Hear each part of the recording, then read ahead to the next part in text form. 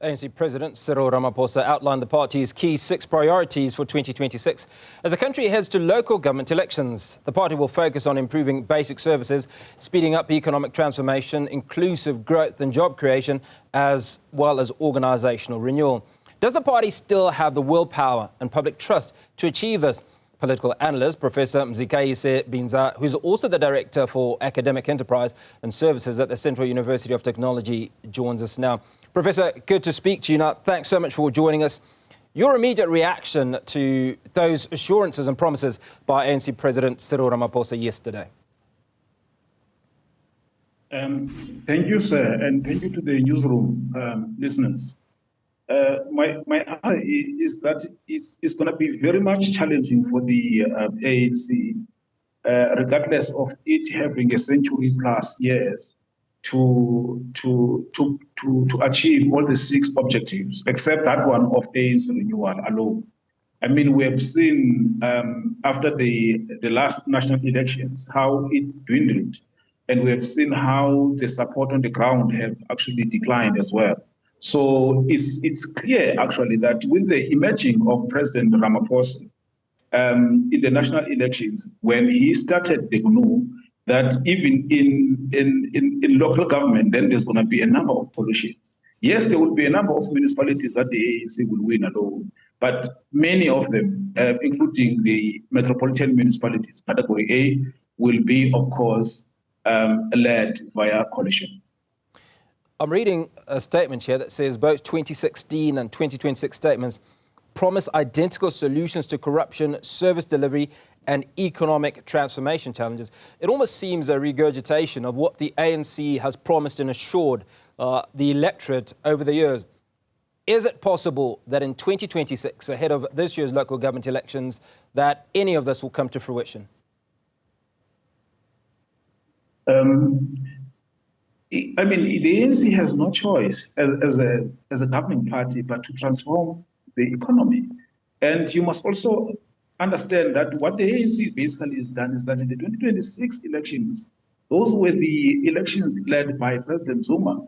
But unfortunately, going forward then to the national elections and to these elections, then the ANC saw a decline. So what they want to do now when they bring those similarities is that they want to make sure that they are able, regardless of what happened when President Zuma left the party. So it's going to be a process. It's going to be a challenge of the ANC. It just needs itself to focus on dealing with a number of issues: corruption within, the decline within. You look at the alliance. The alliance is speaking a different language. SACP wants to stand. SASCO, which is the youth vanguard of the movement politically in many universities, has declined. So it tells a story that there's a number that the ANC as a party needs to do, but as a coalition, as a state, as a party leading the state in government, then there's a lot as far as job creation it needs to do, service delivery it needs to do, and to deal with what issues of the tendering system, which actually prohibits job creation. All right, I'm glad you raised that issue because Cyril Ramaphosa has talked about transforming the economy. Now, let's talk about transforming the economy in a GNU era. Does the statement signal policy continuity or a harder ideological line? I mean, what happens to BEE as an issue, right? How will they deal with it in the midst of this GNU? The fortunate part, sir, is that the ANC is still a majority in parliament, so it's able to enforce that kind of, a notion of going forward with the BEE agenda. However, it has difficulties in a number of municipalities and municipalities led by DA, for example, as well as a province led by DA, i.e. the Western Cape. So it's actually experiencing some difficulties. And then as well, I think the issue is, whose BEE is he talking about? Is he talking about the ANC elite or is he talking about the masses? So he still needs to come to the masses and say, I'm going to look for you when we do these kind of economic transformation, that the economy benefits you, not the people who are not getting the seats in parliament or in councils. Then those people must go and then open up companies and therefore be taken care of by their own political pals. So there's a lot that the president of the ANC needs to deal with. That is actually political ethicality. The political ethicality of the ANC and of the states needs to come to the fore to say this is for the benefit of the people, regardless. Now, is the ANC's message an admission that it expects to lose more councils? Right? It's not something that you expect for the party that's the ruling party, if I can use that that illustration or that term, to acknowledge just how much of a challenge it's been for them to run the various municipalities. And what happens to the voter? Is this admission of guilt or this admission of failure likely to impact how people vote for the ANC? Yes, I mean, look, 2016, ANC had 5,163 council seats. And then 2021, that dropped by 974. So it tells you that a number of people didn't go to vote. And even the ANC itself, it's all in all its, what do you call it, documents, and even the Secretary General of the ANC admits that people are no longer going to the voting to vote for the ANC. So what they need more time to cultivate the people, to encourage people to go to register for vote, and also to when that time comes to go and vote. So it needs also to look at the whole issue of, I call it the paradox of progress. In terms of our time, the ANC government is coming up with e-voting system. The question is, are the people ready for that? Is the ANC itself ready for that? It may be for international context, but on the ground, it is going to lose. So the seats are going to drop dramatically. So there was some pushback, Professor, certainly by people in the Northwest when the Deputy President visited the area.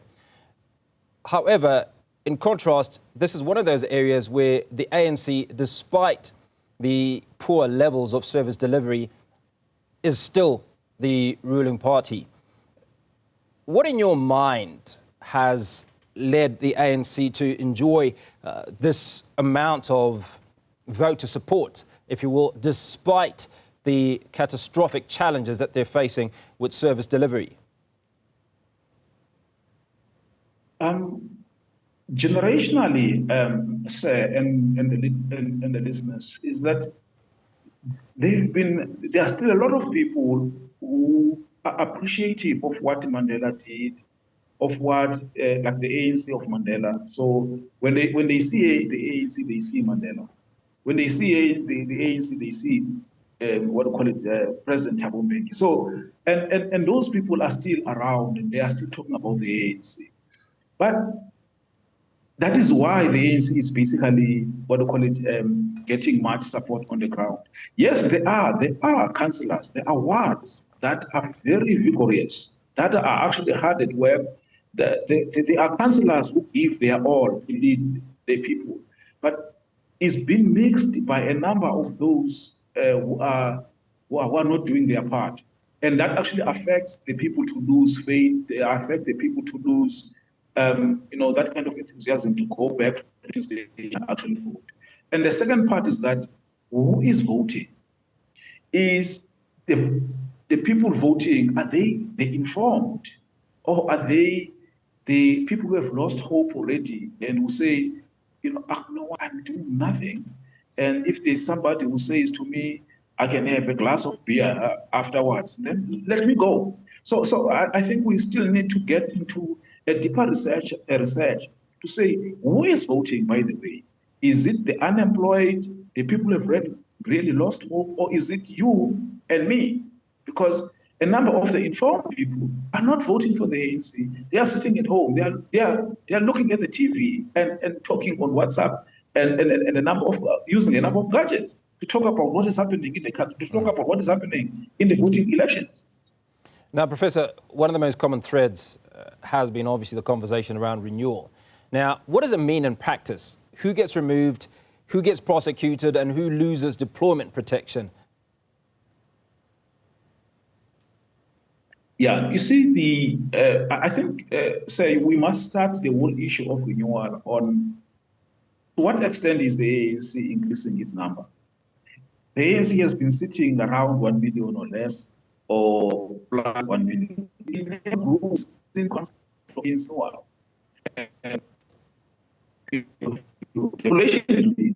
So I think it will have a different makes almost as a party is actually doing itself. And that will therefore to that you are. Professor, Yes, we seem to be struggling with that connection. Our political analyst, Professor Mzikayise Binza, appreciate your time, Director for Academic Enterprise and Services at the Central University of Technology.